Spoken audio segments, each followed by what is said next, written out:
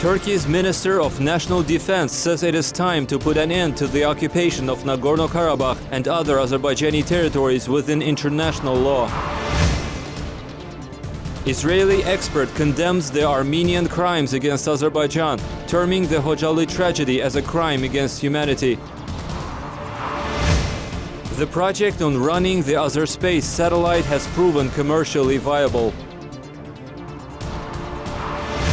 The time has come to put an end to the occupation of Nagorno-Karabakh and other Azerbaijani lands within the principles of international law, and this will ensure stability in the region. Recent developments along the contact line of Azerbaijani and Armenian troops once again prove the need for an immediate settlement of the Nagorno-Karabakh conflict, which is the main obstacle to the establishment of peace and stability in the South Caucasus. Vejdi Gönül, Turkey's Minister of National Defense, told Azerbaijan's Trend news agency. According to the Turkish minister, stability and peace in the region are possible only in case of liberation of the occupied Azerbaijani territories and the settlement of the Nagorno-Karabakh conflict within the territorial integrity of Azerbaijan. The minister said Turkey was closely watching the processes related to the settlement of the Nagorno-Karabakh conflict and supports the efforts to resolve it within the framework of the OSCE Minsk Group. At the multilateral platforms and during the dialogue with third countries, Turkey, as a member of the OSCE Minsk Group, always raises the Nagorno-Karabakh conflict issue, but there is a fact that the OSCE Minsk Group has not been able to achieve serious progress in the conflict settlement over 20 years. Turkey fully supports Azerbaijan in the Nagorno-Karabakh issue, since the Nagorno-Karabakh conflict is one of the most important and priority issues in Ankara's foreign policy. Turkey will continue to support the righteous fight of Azerbaijan and will always keep this issue on the agenda.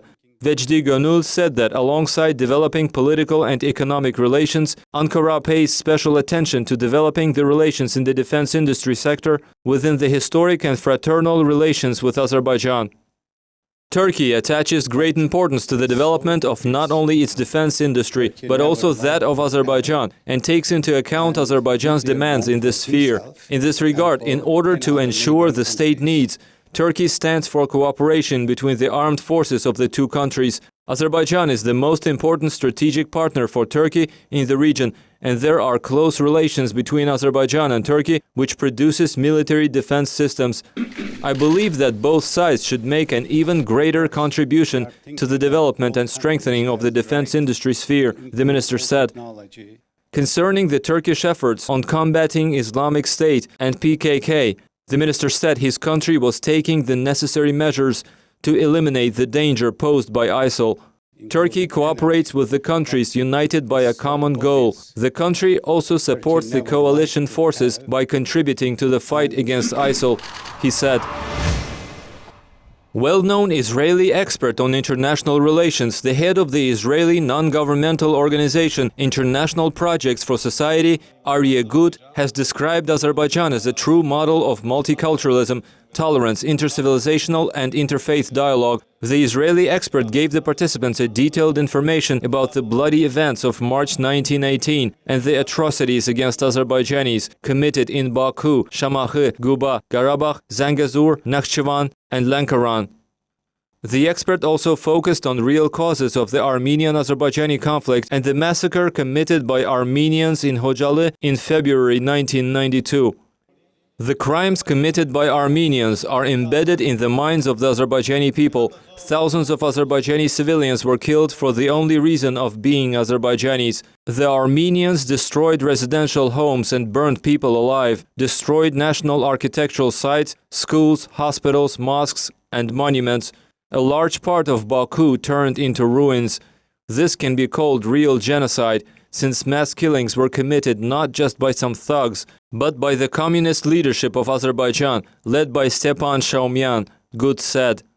According to him, after the creation of the Azerbaijan Democratic Republic, the events of March 1918 were reviewed. However, the occupation of Azerbaijan by Bolshevik Russia and the fall of the Azerbaijan Democratic Republic impeded the completion of this work, said Gut.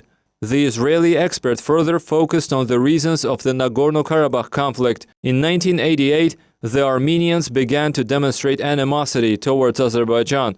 The murder of 2 Azerbaijanis in Karabakh and the felling of Tophana forest fueled the conflict, which then grew into an armed confrontation. He also presented detailed information about the massacre committed by Armenians in the town of Khojaly in February 1992.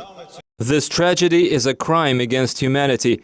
The Armenian armed forces and mercenary troops killed almost all residents of Khojaly who could not leave the city and its surroundings, and the reason for the mass annihilation of Khojaly civilians was that they were Azerbaijanis. Today, the people occupying high posts in Armenia, Seyran Ohanyan, Serge Sargsyan, and Robert Kocharyan, and others, should be brought before an international court as perpetrators of the genocide. The crime must not go unpunished, as impunity gives rise to new crimes. The world community should charge Armenia over the military-political aggression, Gut said. The analyst said that despite the heavy and bloody territorial conflict with Armenia, the occupation of 20% of its territories and 1 million refugees and IDPs, Azerbaijan, which faces double standards, was recognized as a regional leader in the South Caucasus. At the same time, Azerbaijan is a true model of inter-civilizational and interfaith dialogue. Despite the ethnic cleansing and aggression, tolerance and multiculturalism are the key pillars of the Azerbaijani society. According to Gut, over the centuries, various religions and peoples have coexisted peacefully in Azerbaijan. Azerbaijan today continues to emit an incredible commitment to religious tolerance. A striking example of the Azerbaijani tolerance is a warm and brotherly attitude toward the Jewish community of the country. The State of Israel appreciates the warm and unique attitude of the leadership of Azerbaijan and the President of Azerbaijan to the Jewish community, the Israeli expert said.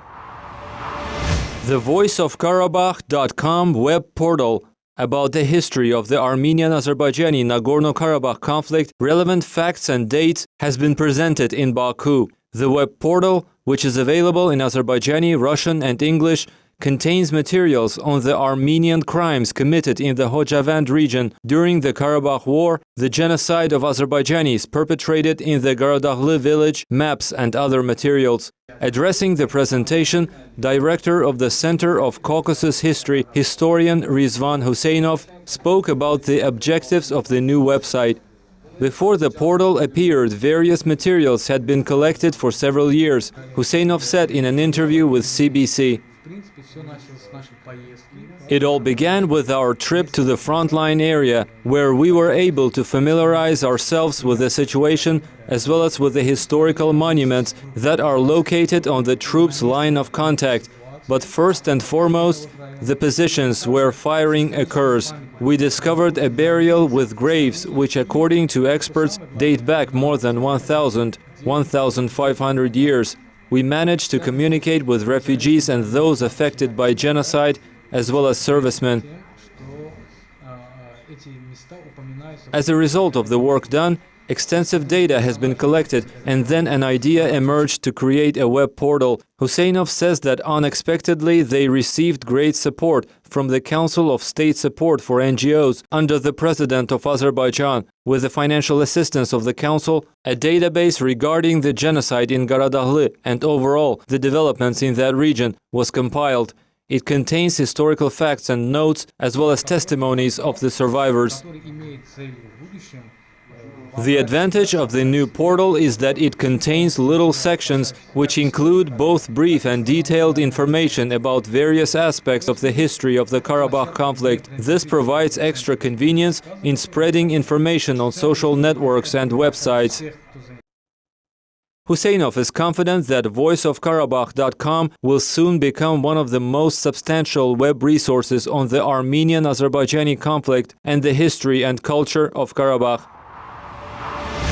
66% of the resources of Azerspace 1 satellite are used for commercial purposes in order to attract potential customers and promote the orbital position of the satellite. In the early years of the operation in the world satellite services market, sales related to the Azerspace 1 satellite, which started commercial operation in 2013, are carried out with competitive prices. Funds worth about $27 million have been contributed to Azercosmos OJSC from the use of the satellite satellite's capacities. By means of the Azerspace-1 telecommunications satellite located at a beneficial orbital position, millions of people around the world have broad access to information services. During its years of operation, the Azerbaijani satellite has played a significant role in the space domain of over 50 countries, spanning Central Asia, Europe and Africa. Azercosmos OJSC, which focuses on prompt activity and customer satisfaction and takes firm strategic partnerships as a basis, provides safe and reliable satellite services, making the project commercially viable for regional countries. The company's strategic development plans include expansion of the coverage and services. For this purpose, Azercosmos intends to put the second telecommunications satellite, Azerspace, to an orbital position in 2017 and also acquire a high-resolution surveillance satellite. Researcher traveler Thomas Goltz, who has organized a moto rally along the Baku-Tbilisi-Ceyhan oil pipeline route, has presented his motorcycle to the Azerbaijani state oil company SOCAR. At the end of 2014, when the second member of the team, Evan Patterson, passed away, Thomas Goltz dedicated the lead motorcycle of the moto rally to him. The motorcycle has been repaired due to SOCAR and Thomas Goltz's joint efforts, and it has recently been presented to the Center for Exhibits Preservation and Renovation. The motorcycle is one of the most valuable exhibits at the center. On August 22, 2000, a group of motorcyclists from many countries started a trip from Baku and for the first time overcame the Baku-Tbilisi-Ceyhan oil pipeline road under the guidance of Thomas Goltz, who is an American journalist, researcher and traveler. At the time when the Baku-Tbilisi-Ceyhan oil pipeline exporting Azerbaijani oil from the Ceyhan port to world markets was not ready yet, Goltz brought the Azerbaijani oil from Baku to Ceyhan. Later, Goltz recalled the Oil Odyssey project. The team's adventurous plan sounds incredible, and many people said that it was impossible. As the pipeline was not ready yet, we would have to overcome some uncertain distance. However, only one person, Azerbaijani President Heydar Aliyev, a far-sighted politician, supported this idea and ordered to give me a barrel of oil from the Caspian Sea. As a result of Heydar Aliyev's confidence in the project, as well as his strong support, the Oil Odyssey project had been launched. The 47th International Chemistry Olympiad, organized by Baku branch of Lomonosov Moscow State University, continues in the Azerbaijani capital. This international competition has gathered 300 young chemists from 5 continents and 75 countries, as well as over 250 professional chemists, experts, professors, supervisors and team leaders. To date, one experimental exam on July 23rd and a theoretical exam on July 25th were conducted, testing the participants' level of knowledge in the classes and laboratories of Baku branch of Moscow State University. The participants were given tours of Baku and the national museums of the capital city. The participants from around the world who came to Baku to take part in this great science competition enjoyed state-of-the-art facilities of the Baku branch of Moscow State University, featuring laboratories equipped with the latest technology, up-to-date equipment. The rules dictate that the theoretical exam is allotted 60 points, while 40 points are given for work in the lab. The international jury, comprised of 2 representatives of each participating country,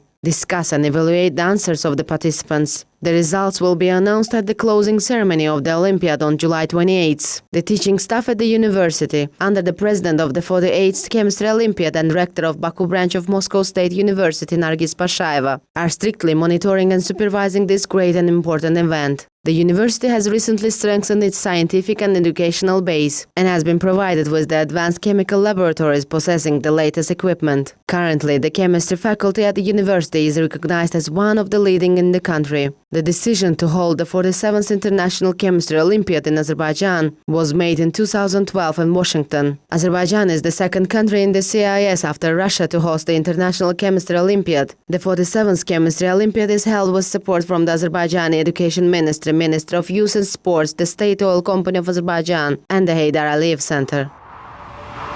Turkish police detained dozens of suspected Islamic State and Kurdish militants in early morning raids, local media said, amid a crackdown on the armed groups and airstrikes in Syria and Iraq. Long a reluctant member of the US-led coalition against Islamic State, Turkey last week made a dramatic turnaround by granting the alliance access to its air bases and bombarding targets in Syria, linked to the jihadist movement, as well as detaining suspected members in Turkish cities. Turkish jets also attacked Kurdish insurgent camps in Iraq for a second night on Sunday, in a campaign that could end Ankara's peace process with the Kurdistan Workers' Party. Broadcaster CNN Turk said more than 800 suspected Islamic State and PKK members had been arrested in the past week in a domestic crackdown carried out alongside the airstrikes. Some 500 police swept through the Haji Bayram district of the capital Ankara and detained 15 Islamic State suspects, 11 of them foreign, the pro-government Yeni Safak daily said. Operations also took place in the southeastern city of Adıyaman, where 19 people with alleged links to the PKK were detained, it reported. Turkey's airstrikes on PKK camps in northern Iraq come despite negotiations with the rebels that were launched in 2012 to end the 30-year insurgency. The PKK has said the action has rendered the peace process meaningless.